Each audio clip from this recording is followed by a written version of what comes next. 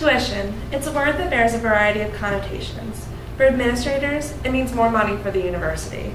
But for students and parents, it isn't always so positive. For the lucky few, the cost of a higher education is a non-issue. But for many families, the price of a Penn State degree, even as a public institution, can be daunting. In this letter to former UPUA President Christian Ragland, a mother of a Penn State student explains her struggles to finance her daughter's future. And the whole thing's out there. I'm not going to read all of it, but just parts of it. I am a single parent and teacher. I make less than $60,000 per year and live in an area with one of the highest costs of living in the country. For 18 years, I promised my daughter that if she worked hard, she would go to college and I would pay for it. The cost of tuition was a definite concern. When I completed the FAFSA, the EFC was roughly $7,000. I was relieved. I felt I could handle that. However, when the final amounts were delivered, I was offered government loans in the amount of $5,500, less than 20% of the cost of tuition. We don't qualify for any grants or other loans. I called the school and asked for assistance. I asked for an appointment to meet with the financial aid officer.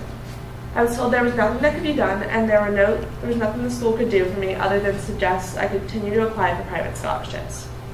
In the past 5 years, the tuition has increased more than 20%. My salary has not. I have forgone cable TV and internet access at home. I can't remember the last time I bought new clothes. I've had a second job for 3 years, and I don't know where else I can cut costs to recover the loan payments and increasing tuition. With the continued increased tuition, far out of line with the cost of living increases each year, I don't know how parents are expected to provide higher education for our children.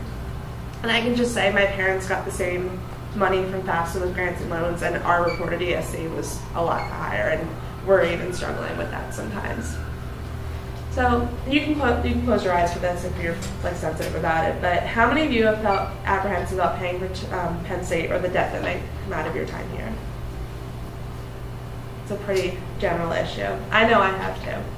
This mother's story is just one of many on campus and across the Commonwealth. In recent years, these stories have become more and more common, because over the past 20 years, tuition has risen drastically for in-state students and even more so for out-of-state students. Currently, Penn State is the most expensive public school in the Big Ten Conference. An inverse relationship to the rising cost of tuition are state appropriations, which have fallen from encompassing 62% of Penn State's operating budget in 1971 to 18% in 2011, with Governor Corbett's proposed 52% cuts to our standing allocation. This rapid decline has brought forth a blaring question. How can Penn State continue to be a public, state-related institution if the state continues to slash its funding? Corbett's proposed budget has brought a notable change to the ambiance of campus. There is uncertainty. Will my department see cuts? Is my major at risk? Will tuition rise? However, Corbett's budget is yet to pass. So where do we go from here? There's still hope for dear old state, but we students need to come to her aid. 2 weeks ago, I was given the opportunity to travel to Harrisburg with UPUA for Capital Day, an annual event where Penn State students, alumni, and supporters from across the Commonwealth meet with legislators and rally on the rotunda in the interests of Penn State.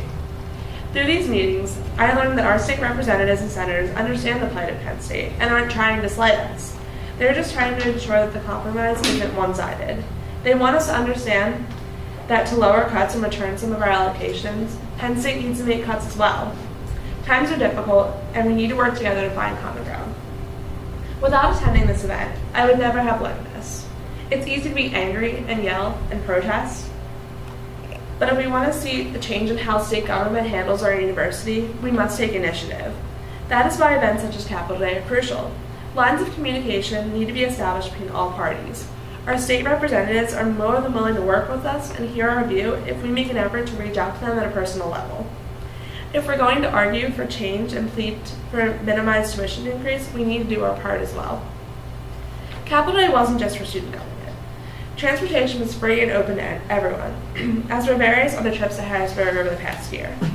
Though traveling to our state's capital for face-to-face meetings isn't always practical, there are still other ways you can be active.